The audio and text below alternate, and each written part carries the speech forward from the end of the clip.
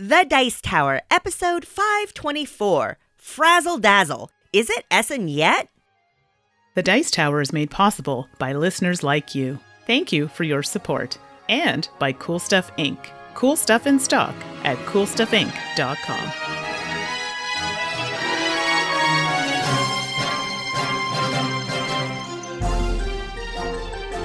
Welcome to The Dice Tower, a podcast about board games and card games, and especially the people who play them. In today's show, Mandy and I talk about some games recently played, some shelf staples, and we introduce a new segment about family games. I'm Suzanne Sheldon. And I'm Mandy Hutchinson. Welcome back to the podcast. It's great to see everyone here. We're so happy to have you. Before we jump into all the cool games, I think we want to just knock a little show business out. First of all, Dice Tower Cruise in December. Pretty excited that Mandy and I get to go. Yes, this is my first cruise, and I'm sure a lot of other people's first cruise. Absolutely. But unfortunately, if you were hoping to join us on the cruise, it has now officially sold out. But I know that Jason is taking names for waitlists just in case anybody backs out. So if you're interested in that, I would say reach out to Jason on the Board Game Geek Guild and let him know that you might want to go. Otherwise, for everybody that is attending the cruise, we look forward to seeing you there. It's Jason. We all know that he's keeping a list somewhere just in case. Seriously, I've been so impressed with how organized that man is. It's an impressive feat, to be sure. He gets so much information in such a short email. It's so shocking. Totally. Okay, so Essen. When we were recording this, we were actually going to be there. Exciting stuff. And we are going to be in Hall 7. The booth is H106. The full schedule is on the BGG forum, and the live show is happening Friday at 4 p.m. Tickets get handed out Friday morning, which are free, but there's 2 per person. Saturday night, there's a Dice and Mystics event, and this is your best chance to play games with the Dice Tower crew. However, I've heard recently that this event is sold out. So, I know. So maybe you can try and squeeze in, but as far as I know, it is a sold out thing that's happening. Promos, etc. will be at the booth, but in limited quantities, so you want to get there pretty soon. Yeah, and even if you don't make it to the Dice and Mystics event, please stop by the booth. Like Mandy said, the full schedule's on the BGG forum, and I know Mandy and I, we're so excited to meet you and say hi to you and be in Europe and all that. I think it's going to be quite the adventure for us. So looking forward to it, especially if you're kind of local. Any tips you have for us, they're greatly appreciated. Yes, especially concerning food and board games. Those are the 2 things I'm focused on. Oh, I love your focus. All right. And then the last quick thing we wanted to talk about is Take My Money. So Take My Money is our segment on crowdfunding projects. And we really thought because of the importance of Kickstarter and Indiegogo in the industry, that it would be a great thing to cover in the podcast. And we were talking about campaigns, and we started getting a lot of comments just kind of, it doesn't make sense, you don't enjoy it. There are other Dice Tower episodes, like video shows that talk about Kickstarter. And, it's super time sensitive. So if you listen to this later, like weeks later, it may not be relevant to you. And that made sense. And we are trying to be really responsive to feedback and make adjustments where it makes sense to us. And that feedback resonated with us. So last episode, we were like, okay, cool. You know what? We're going to chill it on Take My Money because it's not hitting the mark for y'all. Of course, as soon as we announced, hey, we're going to give Take My Money a rest, then all the feedback started rolling. Wait a minute, what are you talking about? We really like this segment. We get value out of it. We're enjoying it, etc. And so we're going to take that to heart too. And we really appreciate that. I kind of just wanted to use this as an opportunity to tell y'all that, you know what? We are listening. We are reading. We appreciate all the emails and all the tweets and all the BGG comments about our show and all of the constructive feedback. And, I think a lot of times it's kind of human nature that sometimes you're a little more vocal about the things you dislike than the things you like, the things you enjoy. And so when we're looking at what do we want to do, how do we want to evolve the show based on what the listeners are enjoying, if we're only hearing critical feedback, that leads us maybe to a false perception. So, hey, we are definitely going to talk about Take My Money and appreciate all of your input. And just a reminder, if there's something about the show that you don't care for, feel free to let us know. If there's something about the show you're really enjoying, though, you also have to let us know so that, because you have to remember, we're hearing it from all sides so that we know what's working and what's not, because we want to make this the best show we can. I love after Take My Money, we had that discussion. I backed like 6 games. Oh, for real. Kickstarter's getting pretty juicy right now. I agree, but we'll save that for another time. Alrighty, enough show business. Let's talk about games we've played. So the first game that I've played recently was Whistle Stop. Designer is Scott Caputo, artist Jason Bowles, and Stephanie Gustafsson. Publisher is Bezier Games, and the price is about 55 Canadian, 48 US. So in Whistle Stop, you make your way west across the country using your fledgling railroad company to build routes, picking up valuable cargo, and delivering needed goods to growing towns, creating a network of whistle stops that you and competitors can leverage as you continue to expand your networks. So along the way, you can pick up shares in railroads. Basically, you want your reputation to soar. So this is the victory points in the game. So they call them reputation. So basically, what you want to do, it's a pick up and deliver. So it's a twist on that. But I mean, there's nothing crazy new to this element. It's those railroad type games. But it's comfortable. I don't know how to explain that. So for me, it felt familiar and yet fun. I wasn't bored by doing it. And something else that you can do, I mean, laying the tracks is great because you're trying to get to the end to get those victory points and get additional bonuses. Whistles are your friends, hence the name Whistle Stop, because whistles allow you to change your movement. Why do I always get this wrong? The directions. You can move. Yeah. I just say you can't, the moving backwards, I think is what it is. You're allowed to do with Whistle Stop, but I guess they have it slightly different in the rules about, the north, southwest. Oh, okay. I don't remember the rules in the rule book. Yeah. But yeah, something along those lines. But basically, it allows you to move backwards. Coal allows you to take actions in the game, and you're only limited to so many per turn. Anyway, long story short, if you haven't played it, I highly recommend it. I really enjoyed it. Yes, it's not crazy new breaking barriers, but it was fun. And like I said before, comfortable. Suzanne, she's a sneaky one. Okay. What? So we played this game together and she let me think I'm winning and, I'm doing such a great job. I'm like, yes, I'm finally going to win something against Suzanne. And then I'm like, oh, great. She collected all this gold and has now passed me. Sneaky points. Sneaky points. That's how it rolls sometimes.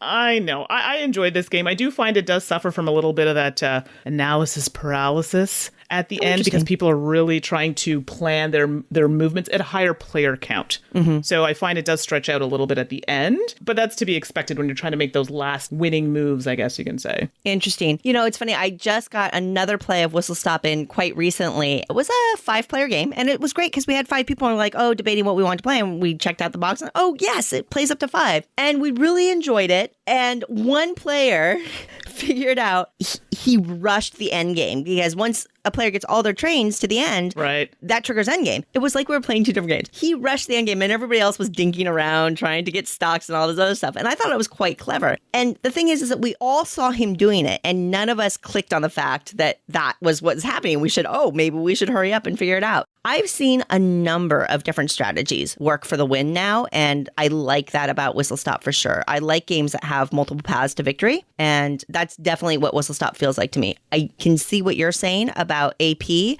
but I think there are little things in place that help mitigate that, like, drawing tiles, and then you have some time to plan ahead and figure that out. And it feels pretty rare that somebody will do something that completely blocks your strategy. That helps a little bit, I think. I see that. And I mean, I found with this game diversifying a little bit. So if anybody is like me, and I like to do different actions and take different paths to victory. In this game, I don't feel that you can win on creating those rails alone. Like, you do need to acquire some of the shares in order to kind of give you that edge. Like, maybe I could be wrong on that. And also, I had a bit of an issue with the colors. Yeah, that's one of the biggest complaints I know I've heard for sure. Yeah, the trains are like a pastel tone. So even I had some issues actually by moving other people's trains because they're very close in color. Now, the version I have now, they seem to have darkened the colors a little bit. So they're a bit easier they're easier to discern the orange from the blue and so forth. But the earlier version, it was hard to tell the difference. But other than that, the game itself, I really enjoyed. And I would definitely play it again. So my first play was Whistle Stop. Very fun. First up for me, I wanted to talk about Matryoshka. For, those of y'all that don't know what Matryoshka are, they're those Russian nesting dolls that you can see. They're kind of almost ubiquitous, and you can get the geeky ones that have like all the Star Trek characters that nest in, or you can get the traditional ones that are simply gorgeous. So this was originally published by Funbox Yogos. It's designed by Sergio Halaban and the artist, oh bless him, Eduardo Berra, but it was just reprinted by Terra Nova and made a little more widely available. They actually ran a Kickstarter for the reprint, or second edition, I guess, and it should hit retail kind of soon. But Matryoshka is a card game. It's a hand management and set collection game where you're basically building a tableau in front of you. But I think the term I'm going to put to it is progressive tableau because it kind of grows and evolves. You can reshape it as you play. These Matryoshka cards come, I think, numbered 1 through 7, and there's 10 different types of dolls. So you have 70 cards and, 10 different sets of these dolls. Your goal is to ultimately in your tableau have runs or sets. So having a bunch of 4s will score you points, or having a 3, 4, 5, 6, 7 of a single type of doll will score you really nice points. The way that you get these cards is through this, I think it's a unique trading mechanism where the active player puts out one of the cards from their hand out face up. And then every other player puts one of their cards face down as a trade offer. So then the active player kind of peeks under each card and decides which one they want and then exchanges the card. So only 2 players ultimately know exactly what cards were exchanged in that. And then that goes around. So each player will get to do a trade that way where they offer one face up. And then you actually scoop up the cards that you've had in your tableau and then lay the tableau back down again based on the cards you have in your hand because your hand is kind of evolving. And that's interesting. At first, it seemed like it would be fiddly, but there's so much thinking and strategy in that it didn't feel fiddly because eventually you're adding more and more cards and then you get to draw cards. So your hand size is increasing as well. The decisions between what cards you're going to put in your tableau and what cards you're going to keep and what cards you're going to go for becomes quite interesting because you're looking at everybody else's tableau and you're realizing what they need and what they're going for. How many of your cards do you want to put down that reveals your strategy? Do you want to kind of keep it close to the chest or not? And hey, if you keep really important cards in your hand, then you won't have anything good to trade because you're going to want to keep them all in your hand. Those kinds of decisions and that kind of tension, I really, really enjoyed. And you're going to end up with, I think like 13 cards down in these different tableaus. And you score kind of like I mentioned earlier, based on sets and runs. And you do have to make choices. You can't do it all. You have to be really smart about what you focus on. And that may change as you play and you see what other people are doing. So Matryoshka, for just a deck of 70 cards, there's a lot of clever gameplay, a lot of player interaction. I thoroughly enjoy it. And I have to also really recognize Eduardo Barro's art. It's gorgeous. These dolls it's this interesting blend of like traditional and modern, and they're just gorgeous. And it's a joy to look at and a joy to play. My biggest quote unquote complaint about the game is that it is a table hog because each player is kind of building out this tableau in front of them. So it can take up a little bit of table space depending on how it goes. But, that's a nitpick on a really fun game. That's Matryoshka. I actually backed it on Kickstarter. So I think my pledge was... That's where I saw it on Kickstarter, actually. Yeah. They said something about changing the rules. That's what I heard. Okay. So I don't know if anybody else can attest to this, but I had heard that the reason why it went to Kickstarter is because they were updating the rules. And I don't know if they just weren't well written, but that's from what I had heard, that the rules just needed to be rewritten. So if someone can please let me know if I'm incorrect, but that's what I had been told, and that's why it went to Kickstarter. Okay, I hadn't heard that. So that's interesting because I know that they adjusted the graphic design, not the art, but the graphic design. Like I think they added borders and icons to help it make it a little easier for colorblind players. Mm-hmm. But I hadn't heard about any rules changes. I don't know what they would have done, but the rules as I played it from the Terra Nova edition, it was great. Oh, maybe just better explanation. Yeah, that's awesome. I love it when they revise and clean up rules and stuff like that in extra editions. So that's very cool. I think in the US, my pledge was like $13 plus shipping. So it was very inexpensive for how much gameplay is in there. So I would imagine it would hit retail at $20 or $25, something like that. Yeah, I definitely wanted to back it. But, I'm going to go right into my whole Canadian rent shipping thing. And it was a little on the pricier side for the shipping for me. Yeah, we understand. That's a tough one. That's okay. It'll come to the store soon. Ooh.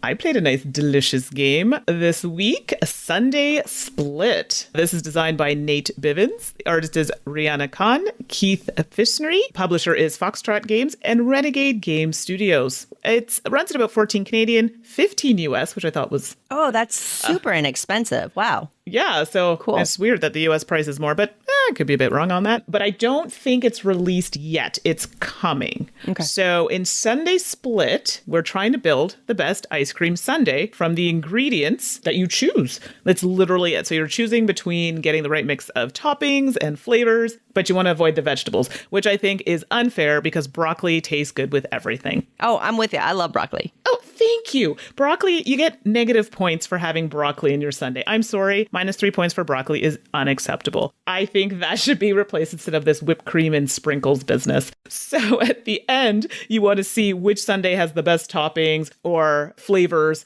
And then whoever has the most points with these toppings and flavors wins the game. So in the game, it kind of reminded me a little bit of Skyward, where you do some splitting of the cards. So you have someone who gets a certain number of cards, and it's dependent on amount of players or how many cards are available in the deck. And then they split the cards, in the way that works obviously to their benefit, because the person who's not splitting gets to pick cards first, but not all of the information is open. You do have some cards that are turned down. So you could be getting a real dud or winner if it's broccoli, and trying to make your sundae and collect some sets of, I think it's whipped cream and sprinkles are really nice for giving you some multipliers and extra points. It's a cute, fun, light game. I mean, it's a nice filler in between because it plays fairly quickly. So basically, vegetables are not your friend in this game, but really they are.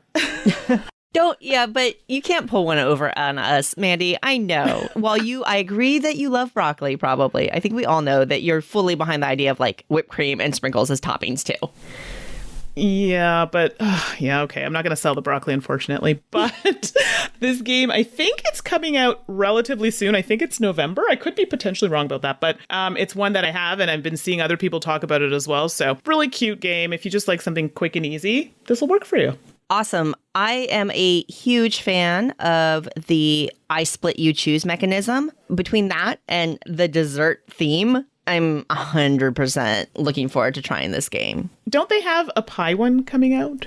Renegade has a game called Pie Town, but it's actually a little like Sundae Split sounds like a light, nice, quick filler. Right. Pie Town, besides being a brilliant name, a brilliant theme, I think it's a little more strategic. Like it's a little bit heavier than like a quick filler. So, which makes me even more excited to try that. So we'll have to. I wonder if they'll have a copy at Essen to try. Ooh. We'll go attack. You know they will. Well, I promise we'll go attack them and then report back on Pie Town when we can. Yeah, because after this, everyone's going to want to know, okay, what do you think of pie? I mean, come on, Suzanne. You are synonymous with pie. We all know. I've never been prouder of anything in my life. Awesome. So there you go. Moving along to a game that I'm really excited to talk about. As kind of a setup for it, one of the things I really enjoy in gaming is kind of discovering gems from Asia that a lot of Western gamers don't necessarily get a lot of insight into. So I read up a lot about Tokyo market and about the different publishers out of Korea, Taiwan, and Japan. And I try to find these little gems to get a hold of and play. And I love highlighting them here because I want you all to discover them with me. And a lot of them don't make them over to the US. I'm glad that some publishers are really making an effort to check out those markets more and more, but I kind of want to help drum up interest in these unique games that are available over in other markets so that we can all get exposed to the fun that exists elsewhere. So one of those games is Taiwan Monster Brawl from Chow Creative, and this is oddly enough for a game named Taiwan Monster Brawl, it's from Taiwan. The designer is Hung Chae Lin, and the artists who definitely deserve recognition here are Chao Sang and Wendy Ye. Taiwan Monster Brawl is often compared to King of Tokyo, and that's because there's some dice rolling for battles and there are gigantic monsters involved. But I'm not quite sure how much I would draw out that analogy. Taiwan Monster Brawl is actually kind of based on cultural scary stories of China. I think they kind of downplayed the actual horror, the actual really scariness, but they kind of used the characters as inspiration, which I think is super fun. And in the game, you basically take on the role of one of these monsters and you beat each other up fighting for territory. So what happens is that there are these cards that represent different cities and locations. And there's not a draft per se, but you go in turn order and you get to put your monster token on each city to kind of claim it as your own. And then you just fight each other. It's a really straightforward game in that you just try to beat each other up and take over each other's locations so that you can get points at the end of the round. Each location has points that they're worth, but they also have these little runes printed on them that you get when you take the city. You get whatever runes are on it, which is great. And then you have dice, and different dice are stronger, weaker, gray, black, and red. And, hey, if I have more hits when we battle each other, I win. It's really straightforward, really simple. Where the game gets extra interesting is in the monster boards, because each monster comes with a unique player board for that player that has this kind of grid on it, and it looks like a loose crossword puzzle almost, because the rows and the columns can all be different heights and widths. And they have some of these runes that I mentioned earlier printed on them as well. And this is your action selection board. So what's going to happen is when you get these runes, you put them on the matching spots on your board, and there's some flexibility there. And then when it's your turn, you activate one of these rows that you have runes in, and then you get all of the actions that have runes on that row. So you can get a reroll power. You can add +1 to your attack roll. You can get spell points and things like that.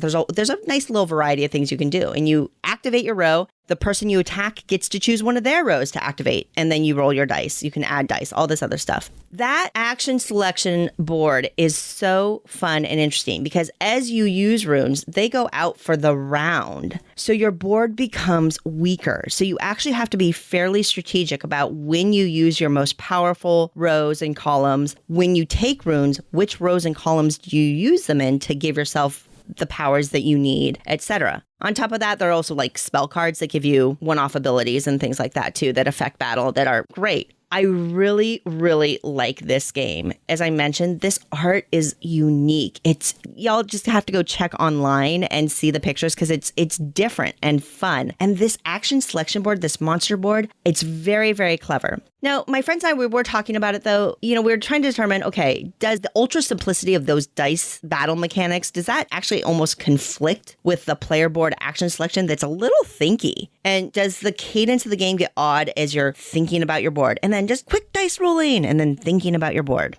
I don't know if I have a firm verdict on that yet, but I know personally it kind of feels like it balances. Everything kind of went pretty quick, but my group isn't super prone to AP. I was just about to ask you about that, actually, if there's a lot of downtime.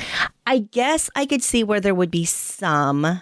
I don't think you end up with so many options that you're ruminating on it. Right. And then ultimately, I have to say your battles are determined by those dice. And even if you've powered up well and added powerful dice to your rolls and you have 2 spell cards in hands that you can use, you could still lose because of a dice roll. And, if that's how players feel, there are a lot of gamers that don't like that, then this might not be a game for you. But personally, I was down with it. The game plays in under an hour. It's beautiful to look at. It has that clever action selection board that I just think is really, really great. So for me, I'm really enjoying Taiwan Monster Brawl. So quick thing, I know you talked about some of the art.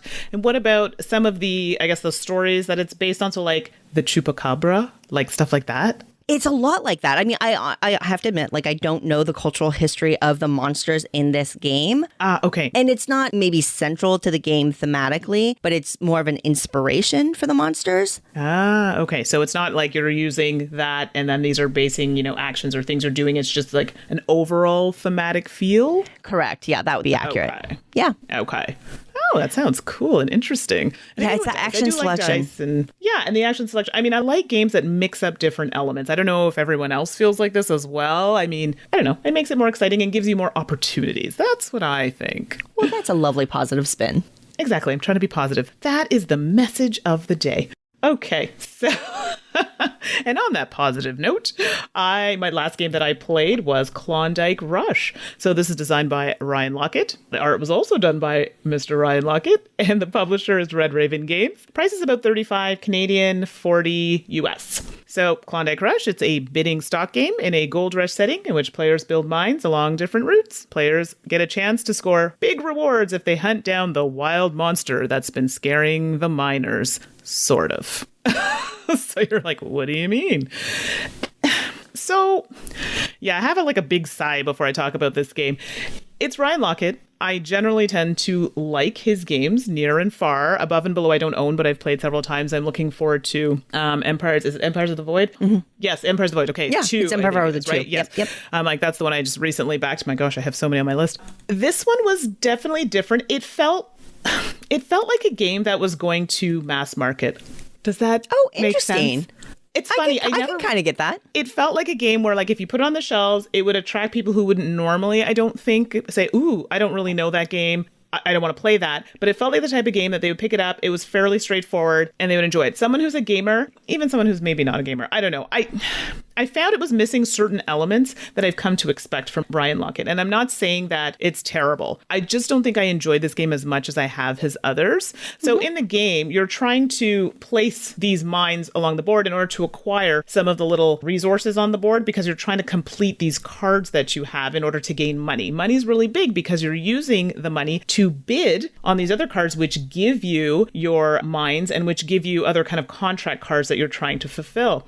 So the concept of the game is fairly straightforward. I mean, you're trying not to run out of money because, I mean, having a lot of money is what's going to win you the game. And you're trying not to build mines too far out from other colors. So if you build a red one, you kind of try and want to stay close to another red mine so you're not overpaying, because as far as you are away from that last mine, you're paying for every spot that you're away from it. So I don't know. It's one of those games where I just feel like it just needed a little bit more kick to it. I don't know if there's just a mechanism that I was missing. I'm not a huge fan. I don't know if anybody else is in the same boat, but bidding stock games for me are hit or miss. It really depends if it's used in kind of an interesting way. And for me here, it was very straightforward. Not a bad game. I just don't necessarily know if it was a game for me. Have you played this one, Suze?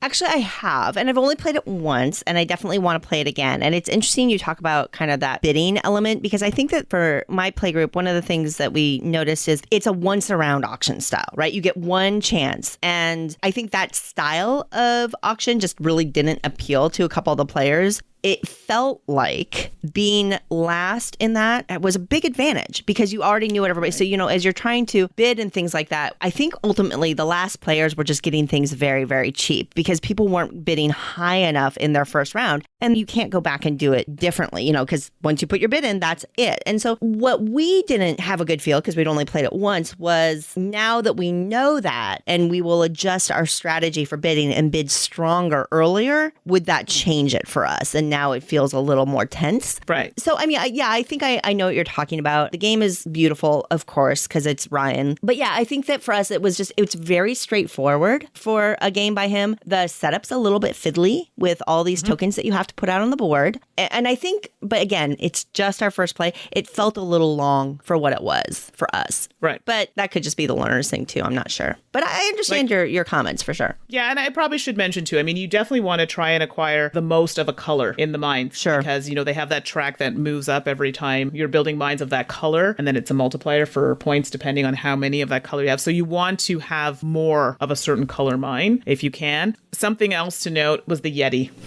I was really expecting something fantastic to happen with that Yeti marker, and it literally was just a marker. Yeah. Which is so funny, but I love the story behind that marker too, because, Ryan Laukat's known as a jack of all trades, a Renaissance person. Right. Like, he's a game designer. He's an artist, a graphic designer, a publisher. He sings, he plays guitars, he freaking juggles. Like I saw him at a convention once and he's scanning his booth, juggling of all things. And I actually got to talk to Ryan at the Gamma Trade Show. And he told me that he taught himself how to design in 3D in order to design the miniatures himself. So now he can add 3D render artists to this too. So yeah, I get what you're saying about the Yeti. I love the story about how the Yeti came to life, but it is just, a first player marker, right? So maybe this is a doorway into like the Yeti expansion, maybe? Oh. And then you get to tear down some mines and okay, that's just, right, now it's just it's a whole different game. It's getting a little aggressive. Okay. So I'm going to just leave it at that. So Klondike Rush was my last game pick for this week. All right. Well, I wanted to talk about Unearth. This is a game from Brotherwise Games. It's designed by Jason Harner and Matthew Ransom. And the artist is Jesse Riggle. And I know most of y'all have already noticed probably, I really love beautiful art in my games. And Unearth definitely achieves that too. And so props to Jesse Riggle. Unearth is ultimately, it's kind of an area control game with some set collection, and it uses dice rolling as a core mechanism for all of that. So you have these ruin cards, these kind of big, oversized, I think they're like tarot size maybe, cards that represent different locations or ruins. RUIN, if I'm saying that. It feels like a weird word in my mouth. Ruin. Ruin. And the ruin cards come out. They all have a value. Like maybe it's a 9 or maybe it's a 17. And then players take turns rolling their dice. Each player has their own set of dice in a personal color. And you place these die on different cards to get power points on them. And then when the total value of all the dice on a card meets or exceeds the value of the card, it is assigned to the player who has the most strength in dice power on that card. So that's kind of that area control element. And then that player gets that card, and then they're trying to build sets of these ruin cards. So maybe you go for diversity and you have one of each of the 5 different kinds of ruins. Or maybe you're kind of hyper specializing and trying to get all of a specific type of ruin. And both of those scenarios will score you points. And I mean, honestly, that's pretty standard fare. There are these little cards, I forget what they're called, but they can help you. You can earn them and it can help you impact your dice value. You know, you can tick them up or down a point, or you can move dice around. You can move opponents' dice. As an area control game, there's some, back and forth between players. But where I think Unearth starts to get interesting is in the stones. So when these ruin cards come out, a specific number of stones, which are these little hexagonal shaped tiles, go out on them. And the hexes are so clever because they're designed, the art on them makes them look like they're flat cubes. Kind of like, do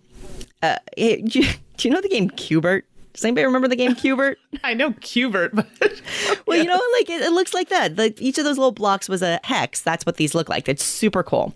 Wait, wasn't Cubert a cartoon? It was a video game. The cartoon was based on the video game. Oh, okay. Sorry. See, these are things I'm learning. You got it. Yeah. See, you've got all these like old sitcom knowledge, and I've got all the old cartoon knowledge. We'll balance each other out. Exactly. So you get these stones and you can use them, you put them and you build what's called wonders, which are basically these little rings of hexes in front of you. You kind of make a hexagonal flower. And when you complete a ring, you earn a wonder tile and you get to put it in the middle, and wonder tiles will earn you points or special abilities ongoing for the game, etc. There are like little goal cards or named wonders. So if you get a ring in specific types of stones, you can earn one of those, or there's standard ones, whatever. But the way you get those stones is if you put a low die value on a ruin card. So if you put a 1 or 2, you get to take one of the stones off the card. But a 1 and 2 doesn't help you for the area control very well, right? So that is the interesting tension point. Do you want to put a low value to get a stone you need to build wonders, or do you want to put high value dice to try to get the ruin for that set collection? And that's the interesting decision point. That's the tension. And that's where the game really lies. And I enjoy that. Plus, it's super fun to fiddle around with these stone tiles in front of you and make pretty little flowers and try to go for the wonder tiles. So that's cool too. When you started, I legitimately thought, okay, are we going down a Lords of Vegas path? Because I heard dice and area control, and interesting. And then it took a detour with... It took a sharp left turn from that. Not in a bad way. I'm saying it's good. It added something else. Absolutely. Yeah. And I think that, again, I want to mention the art is stunning to me. There's this app game called Monument Valley that's pretty popular, and it has this unique minimalist, cubist look. I don't know how to describe it, obviously. And Unearth is reminiscent of that. It's got a great color palette that's very muted. The graphic design, it's beautiful on the table, which enhances the gameplay experience for me. So what I would say is if you do not like any luck in your game, then you might want to read up a little bit more on Unearth before you buy it. Try it before you buy it, because those dice do determine a lot of luck. Yes, there are ways that you can mitigate the dice, which is great. And yes, there are some really fun decision points that you make with these dice. So even a low die value has value at different points in the game. But we did find, and I've played this, I don't know, at least 6 times now, luck does play an element in it. Not overwhelmingly, in my opinion, but I think that some players are more sensitive to that than others.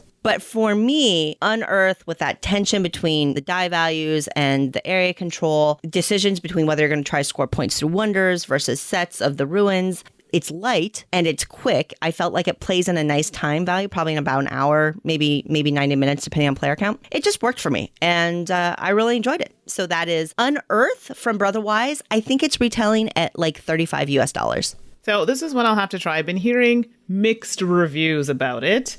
No reasons given. I just heard some people were like, it's fine. And usually when I say it's fine, it's usually just eh. So I'm curious to try it for myself and see if I like it. I don't mind luck. I don't mind rolling dice. It's fun in a game, depending on what the context is. So I'm very curious to see how this one plays out. Is that it's fine, kind of like an Eric Summerer, interesting, yes, right? That's exactly, because it could mean like, it's fine, yeah, it's fine, or it's fine. It's dependent on the emphasis, so yeah, I mean, you don't want to, it's fine. That's no good. No, it's definitely one that some players may want to check out. But if what I was kind of talking about, the area control, interests anybody, I think it's in my collection and I'm really enjoying it. It's beautiful. And who doesn't love playing with hex-shaped tiles? Yes, right. Let's discuss those previously discovered board game gems in Shelf Staple. It's our favorite time of the show when we get to highlight games that are maybe a little bit older, but still have tons of appeal, at least to us. I'm excited because I get to talk about Mexica, which was originally published in 2002, which in, gamer years is like being published in centuries ago. It was designed by the famous duo of Kiesling and Kramer. I think that this was an award-winning game at some point, and it was published by Super Meeple and Abacus Spiel, but it just got reprinted in like a new edition by Yellow, I think last year. It's a stunner. So Mexica is, I guess it's an area control game where you have this big old board representing this island that you are trying to carve out your own districts on. And the way you do this is with canals. And so the game is made up of this big old board, a bunch of these really simple tiles, 2 square or 1 square tiles that represent water. So there's blue tiles. And then these really awesome temple buildings. And 1 little old meeple per player. What you're going to be doing, it's an action selection game. So you have action points. Each player has like 6 action points each turn. And you can use those action points to move around. You move your little meeple person around. You can use them to build those canals, those waterways, and place those tiles. Or you can use them to place those temples or buildings. And when you look at these buildings, they're stunning. And these are chunky. I think they're made out of resin. You would not want to throw these at each other in anger during the middle of the game, which I've never done. Yeah. Uh-huh. But on the top of them, it looks like a 6-sided die pip. So like there might be 2 little dots on top or 4 little dots on top. And that's the strength of the building, but also the cost to put it down. So if you want to put a 4-point building down, you have to spend 4 action points to do that. You use your action points however you want. And the way you're using these canal tiles is to separate a little island of land for yourself. So you're trying to surround a complete board area so that it's bordered by water on all sides. And then when you do that, you can lay claim to it and call it your own district. And there's these little district tiles that you get to put in it. And those district tiles have points. So you get points as soon as you claim it. And then there's also end game scoring based on those. One interesting thing is that to get a district tile, the area that you carve out has to match the value of that tile exactly. So there's a range of these district tiles from like 6 to 17 or 18. It got really high. And so when you carve out an area like a 6-point area, then you can take the 6-point district tile. Or when you manage to carve out like an 18-point area, then you can take the 18-point tile, right?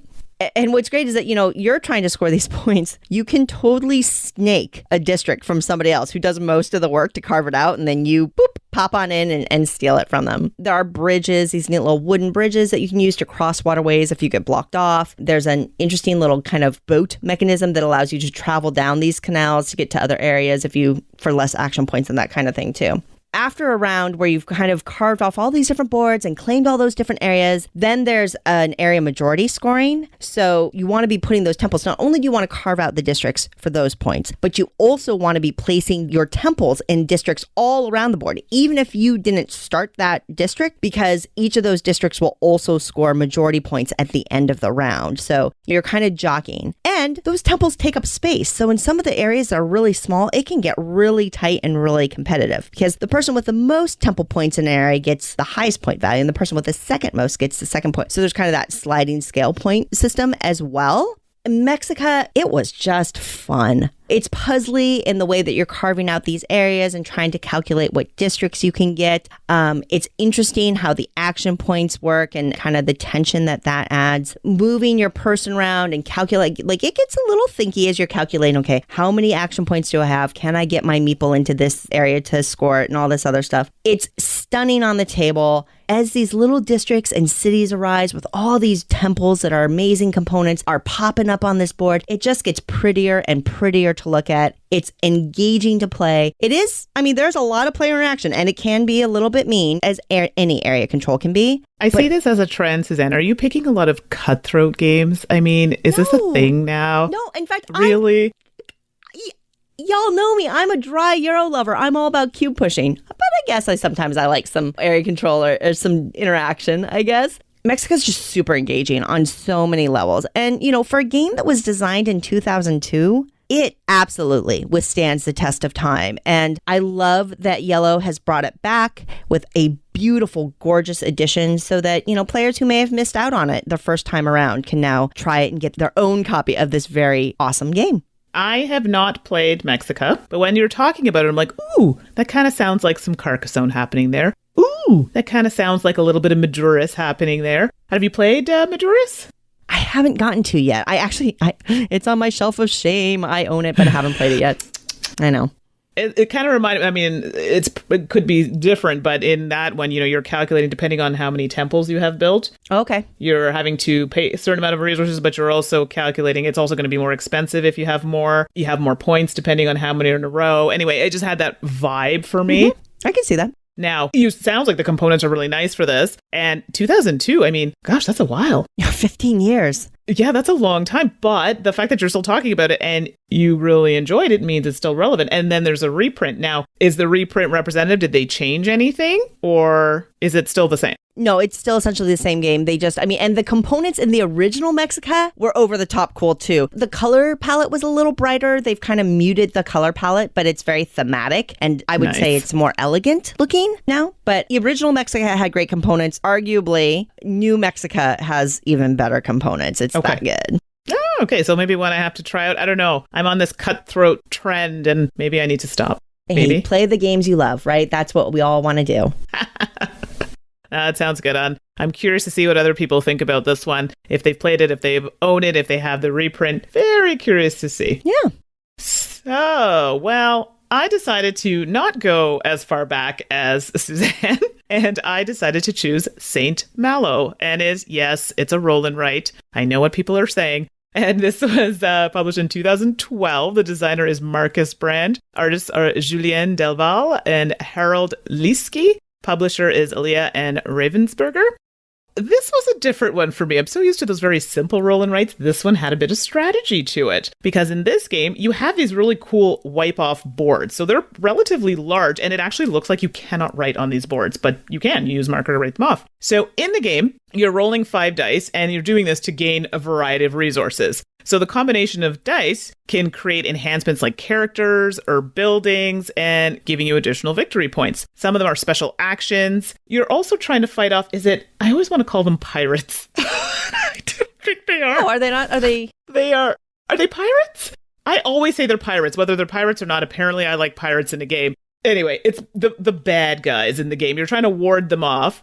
I know, right? That's what I said. I just said they're bad guys. But they feel they're using cannons at me here. So we need to protect ourselves by building walls. And you want to make sure that you're getting enough to ward the attacks. I found when I played this game the first time, I was just getting killed all the time. Like my defenses were always super low. I digress. You can actually make buildings like churches in your grid, which will give you bonus points depending on if there are certain buildings, depending on if they're beside other buildings of the same type or beside a different type of character, they could give you additional points. I feel like there's another one I'm missing. There's Merchant? Storehouse, exactly, which gives you money, if I'm not mistaken. So it's not physical money, but you're using your board to mark money off that you can use to purchase throughout the game. Anyway, there's a lot going on. I really liked it. The first time I played this game, I did feel it went long with a larger amount of people. I definitely wouldn't play this game with more than 3. I find after that it gets really long. But at that count, we had a really good time. I don't know if it was just because we were just getting killed by the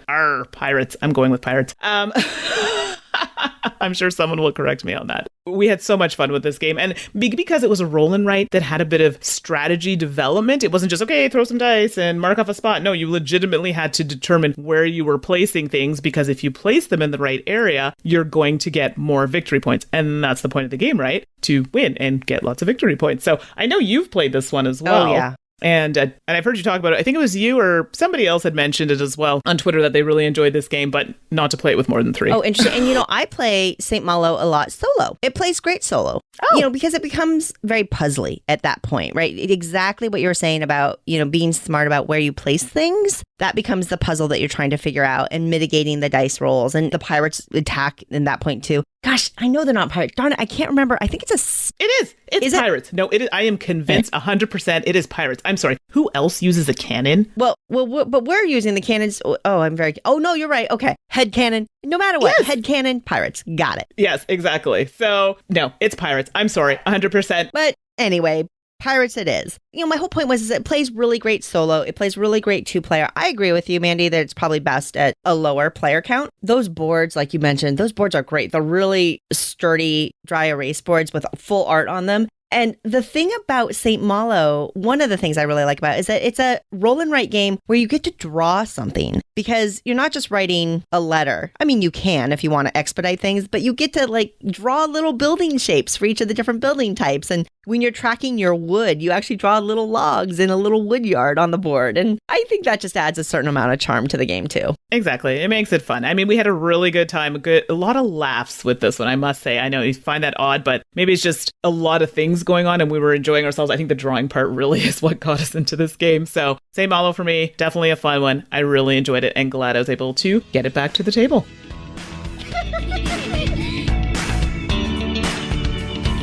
All Access Gaming. That was probably pretty good.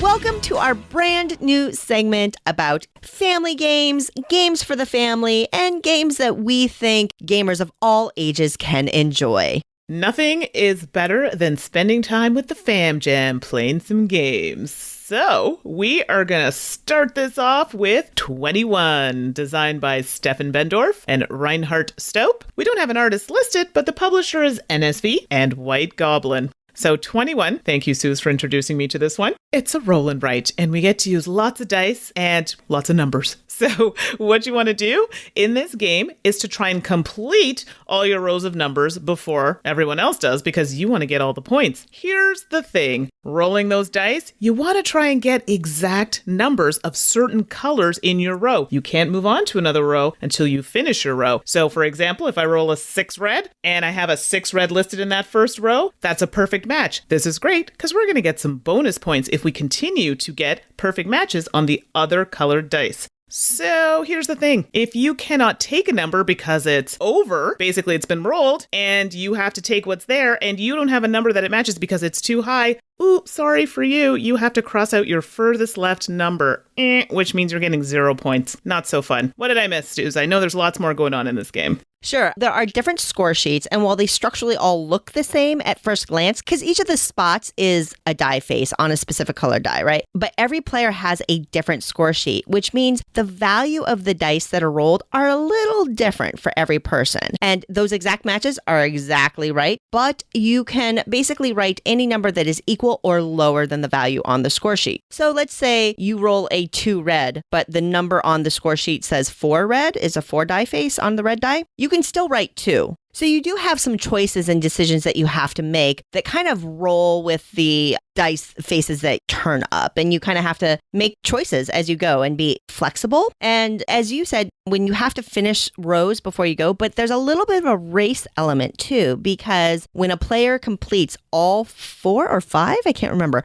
rows on their score sheet, the game is over. So there's an interesting thing where you can kind of try to blitz the score sheet and just take lower points as you go, just to try to finish first and stymie your opponents. Or you can really try to optimize for those dice rolls and make sure you're getting exact matches as often as possible or getting as high a value on your score sheet as possible too. And I've seen the game play out differently the many, many, many times I've played it. And I think all of that adds up to something really, really cool. I've taught this to so many people. Well, you were the one who taught it to us first. It was a group of adults. I've taught it to a younger audience. I've played it with my mom, who loves it. I mean, she loves anything with dice generally, so she really enjoyed it. But I like the fact that you're using numbers, you're using a bit of math to try and calculate, your scores with the bonus points and the numbers that are actually on the die that you've written down. I have a problem. I cannot take low rolls. I am sorry. And this is probably what kills me in this game because I want to have the exact matches to get those bonus points. Yeah, another great thing that makes this a really fun family game or group game is that every player is active on every roll. And there are a lot of moans and groans around the table because what happens is that all the dice get rolled and then the active player looks at them. If they roll any ones, they got to keep them. Ones are locked. But then they can choose to do one reroll only. And if they choose to reroll, they have to reroll all the dice. They can't pick and choose like you might in some other Yahtzee style games. It's except the ones, right? Yeah, the ones get locked. Other people's score sheets, and you're realizing, okay, this is an okay roll for me, but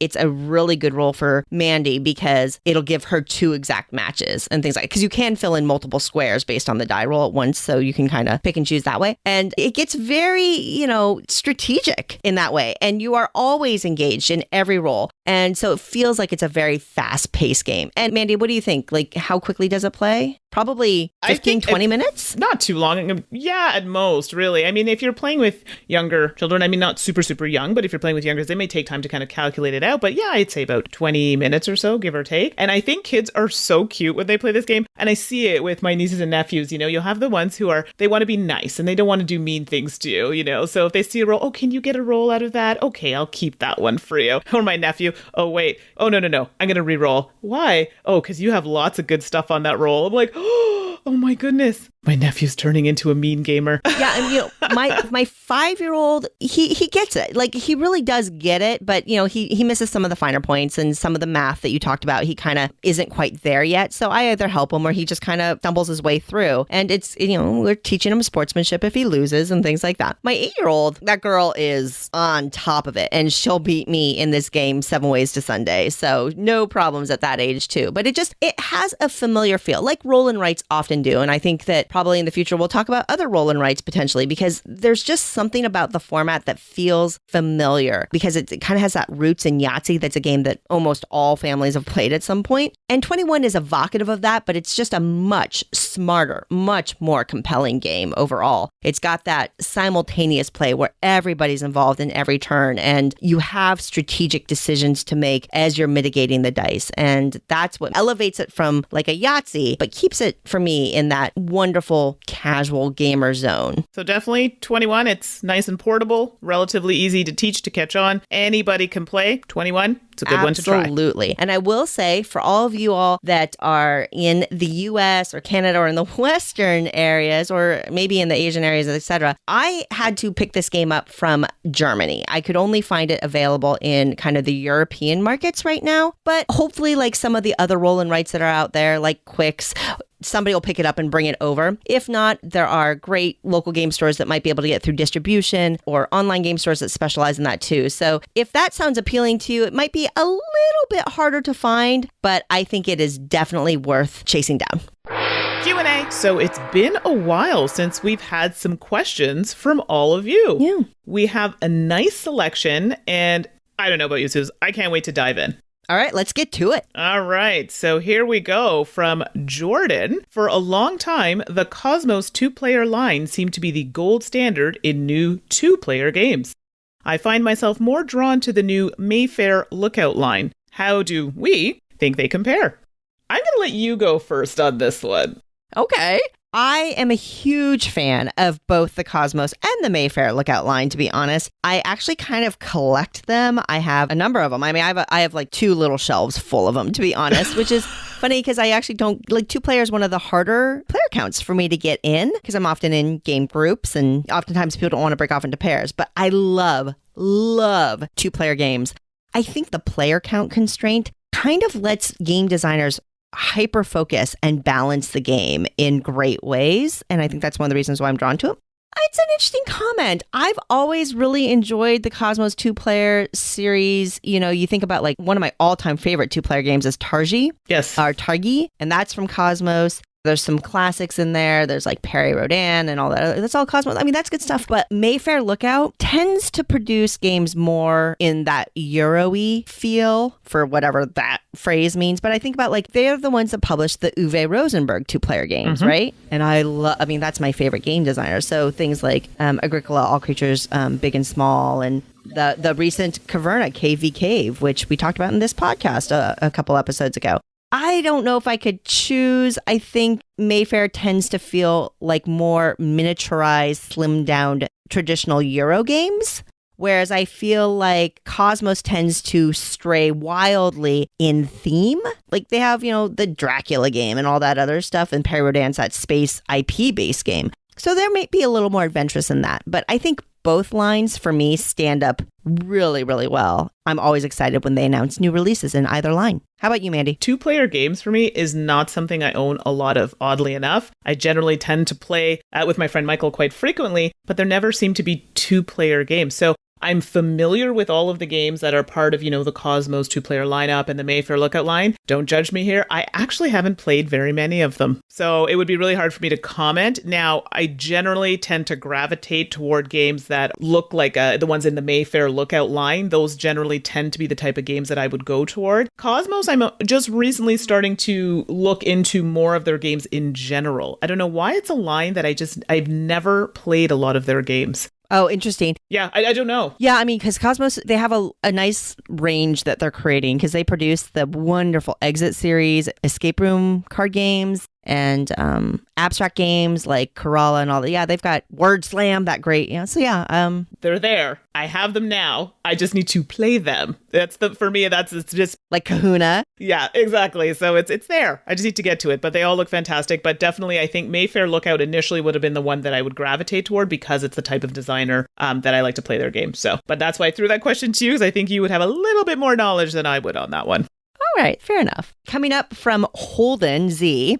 Which type of expansions do you prefer? Expansions that add new content, such as new cards, armies, units, etc., like for Summoner Wars or Battle Lore, or expansions that add new gameplay elements, such as those like for Carcassonne or Agricola? I will say, first off, I am not necessarily a huge expansion person.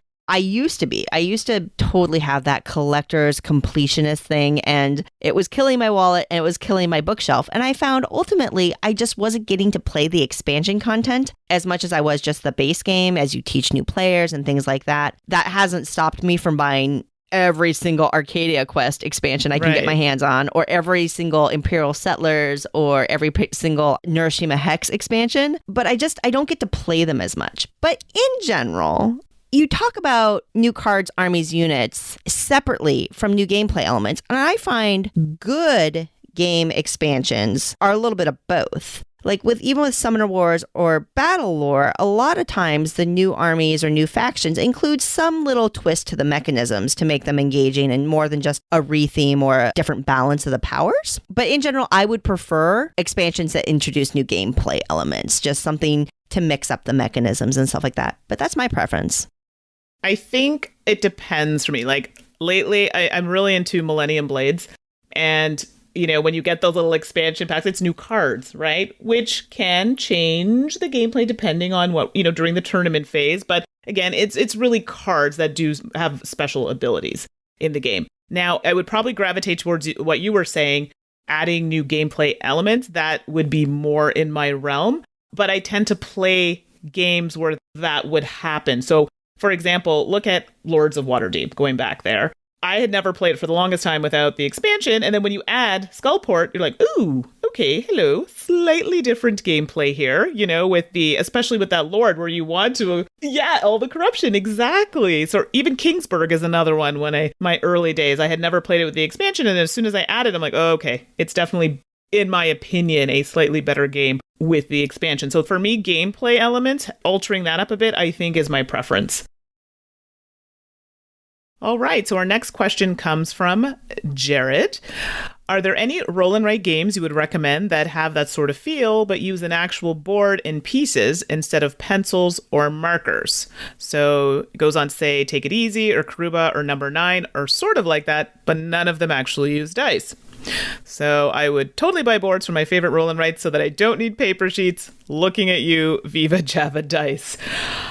This is a tricky question. I'm going to head over to you, Suze, because maybe you have an answer, because I think that some of the games I would have suggested are listed, but what do you think? Yeah, I'm on board. I got to admit, this seems like a hyper specific ask, because honestly, Karuba is a great example of a game that has that feel that you can even do as a right game. I've seen like large groups of people play Karuba with pen and paper on graph paper before, but it doesn't use dice. And if that's kind of one of your prerequisites, I don't know what to say. I mean, isn't that just a board game at that point? I'm not quite sure. Although the addendum there where you're talking about you would buy boards for your favorite roll and write game so you don't need paper sheets, maybe you're getting to the disposability of roll and write games. In that case, get yourself a laminator. I have an inexpensive laminator I got, and I laminate all my roll and write games. A laminator actually comes incredibly handy for gamers. And then I just have like dry erase pens and use those.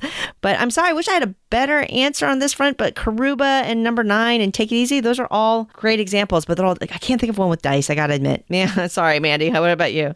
I'm in the same boat. Like some of the ones that are mentioned, I was going to say, if it comes to a disposability thing, you can go back to our shelf staples segment where I talked about Saint Malo, and they have those great boards that are not, you're not throwing them away. But other than that, I'm stuck. All right. Well, sorry about that, Jared. We'll move along to the next one, which is, my question is, where are all the older gamers or growing old as a gamer? Oh gosh, I so relate to this question. As John is asking, as I approach 60, I'm finding that my pool of gamers is shrinking dramatically.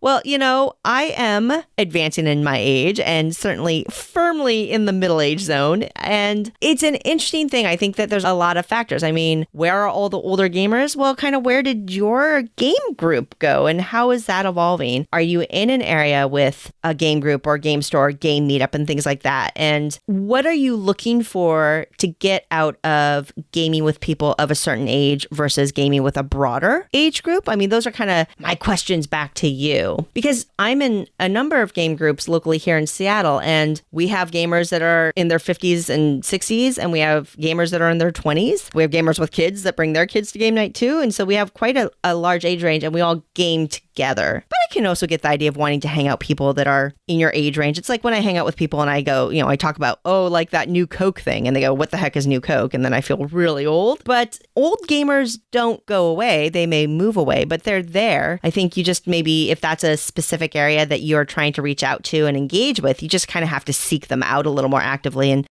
bless the internet. Thanks to the powers of the internet, right? You can find any super niche group, I think, if you take a look there.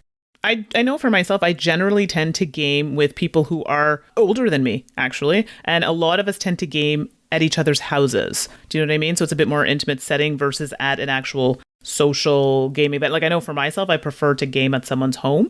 And I know that's what a lot of people tend to do. I do go to some of the gaming events. And even in our city, I find some of the long time standing like can games. When you go, it's a mixed group, but you do generally tend to find a lot of the, as John is saying, the older gamers at these events. But a lot of them too are generally tight-knit groups. So I can kind of understand where you may not be seeing them out as much. They kind of have developed some of their groups and kind of have stuck with that. And you may not see them out in public as much. Now, I'm not speaking on behalf of everybody. I'm just saying from my experience.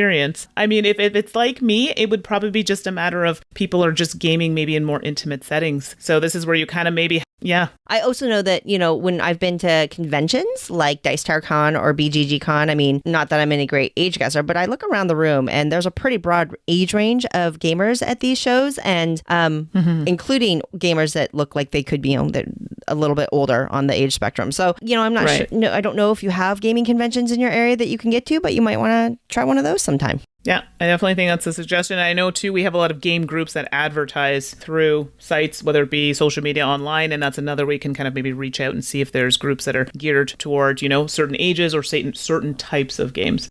All right, Jared asks, before I jump into Jared's question, let's talk about, it's about top 10s. And in our Q&A, Susan and I talked about why we don't generally gravitate toward doing top 10s. So Jared asks, why not just do 10s that aren't top, like 10 games we love so much right now stuff. Maybe that would be cool. I love this, and I really appreciate this question. Top 10s give me a lot of anxiety because my mind changes all the time. They're hard to do. And Tom's amazing at them, Eric's amazing at them. I mean, they can be done, but if I were to do a top 10, it would need to be something just random and out there. Do you know what I mean? Against the grain.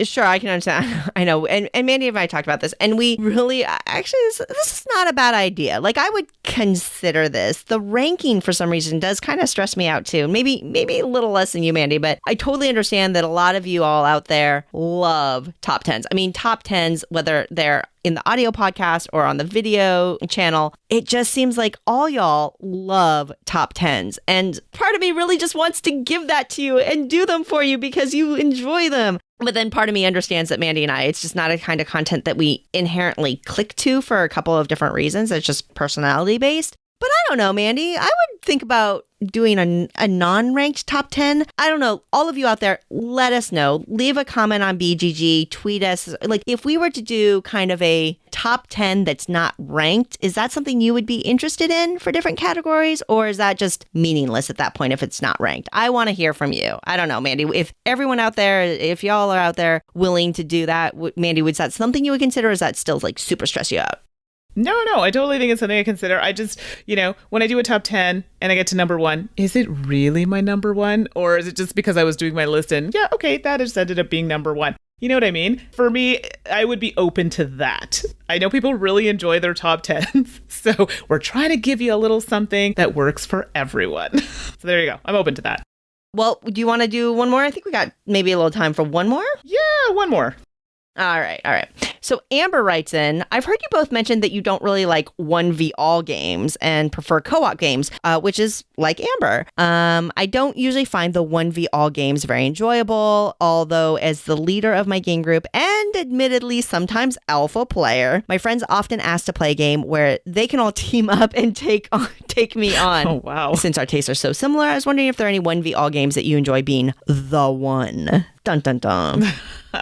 So interestingly enough, I am actually not typically a fan of cooperative games myself. I like some like Mysterium or Time Stories. I very, very, very much enjoy, but games like Eldritch Horror or something like that, they just... Pandemic. I'm sorry, Matt Leacock.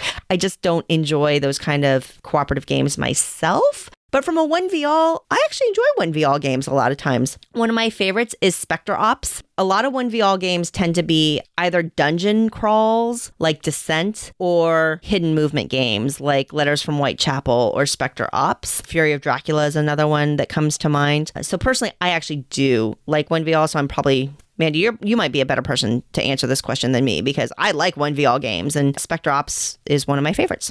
So I am not a fan of 1v-all games. I know my friend Michael I play a lot of games with. These are right up his alley. And every time I have to be the one, it stresses me out because, I don't know, like Letters to Whitechapel, for goodness sakes, I am so horrible at that game. I feel like I'll be found quickly, game over. Yeah, that wasn't very exciting. So it's a lot of pressure for me. I would say Fury of Dracula. Oh, this is going to make you laugh. Fury of Dracula is actually one of my favorite games. Oh no, wait for it. I hate being Dracula. I like being part of the team, but I don't want to be the one. Sure. I think the one, it's kind of like with role-playing games. You have a lot of players that have to be the GM. And then you have a lot of players that are happy just to, play along and be their characters and participate that way. And I think it's the same thing with 1v1 games. It seems like you get people who just really naturally gravitate to being the one. And that takes a different kind of gameplay, different kind of strategy, I think there's a lot of stress. Like I think about even a cooperative game like Mysterium. When you are the ghost in Mysterium, there's a lot of stress in that role.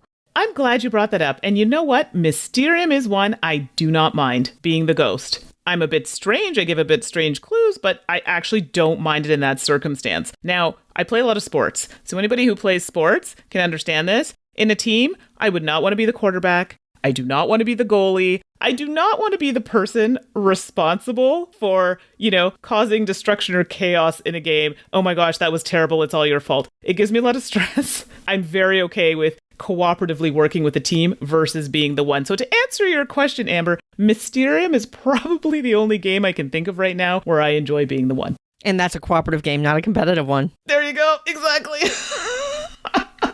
Wow, I'm doing terribly with that question. That's okay. We'll try to do better next time. Keep your questions rolling in. We have an email address. It's Suzanne and Mandy with an I, at gmail.com. We are working our way through our list of questions. We really appreciate it. Keep on emailing them in, and we promise we're working our way through the list. Love hearing from you, so send on those questions. That'll about do it for episode 527. Thank you so much, everybody, for listening. It's wonderful to have you out there. Next episode, episode 528, will be our live Dice Tower show from Essen.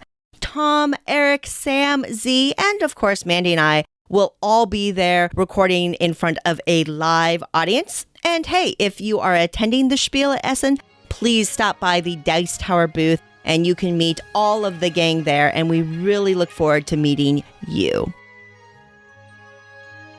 Thanks for listening. Promotional consideration has been provided by game publishers in the form of review copies of games. This podcast is sponsored by listeners like you. Thank you for your continued support. And speaking of support, the Jack Vazel Memorial Fund is an organization dedicated to helping gamers in need. Learn more about the fund's mission and how you can help at jackvazel.org. The Dice Tower is produced by Tom, Suzanne, Mandy, and Eric, with assistance from Itai Perez, Derek Porter, and Rob Searing. Our theme is composed by Timothy Pinkham and arranged by Matt Bellier. And hosting is provided by Cool Stuff Inc., where you can find great games at great prices at coolstuffinc.com. Let us know what you think of the show by posting to the Dice Tower Guild at BoardGameGeek.com, following the Dice Tower on Twitter, or by emailing us at dicetower@gmail.com. And don't forget to visit the other shows in the Dice Tower Network at dicetowernetwork.com. Until next time, from all the gang at the Dice Tower, have fun gaming.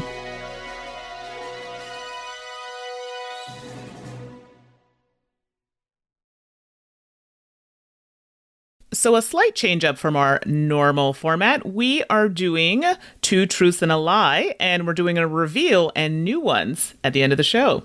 So my reveal from last week, I had my favorite color is purple, I'm allergic to shrimp, and I love driving. So I love driving would be the lie. I actually quite detest driving, and if I can get someone else to drive, I will make that happen. Oh, good to know. Good to know. Yeah, so there you go, Suze. If we ever go anywhere together, you're driving. and I don't mind driving usually, so no problem. We're compatible. Perfect. What about you? Last week, I said I wrote an academic paper about Xena Warrior Princess. 2 of my teeth are false, and that I was banned from a local cabaret. And the lie is 2 of my teeth are false. I have all my teeth are normal, natural, whatever. But I was, in fact, banned from a local cabaret along with my entire company because we had a company party there. And let's just say they got a little wackadoo. And I have indeed written I wrote a paper in college based on Xena Warrior Princess and got a good grade and everything. So there you go. Hey, that's impressive. Xena, I did a cosplay of Xena, so I can't fault you for that. Oh, I got to see a photo of that. All right, Mandy, what's your new 2 Truths and a Lie? All right, so here we go. I graduated cum laude from university. I'm still driving my first car, and I'm an avid bird watcher. What about you, Suze? All right, here you go. I've dropped 2 cell phones in the toilet. I've flushed my keys down a toilet. And I've attended 5 Coldplay concerts in my life. So I sense a theme there. Toilets seem to be a theme. All right. Toilets and Coldplay? Ouch, burn on Coldplay. Yeah, that's terrible. All right, so let's see what we come up with for next week.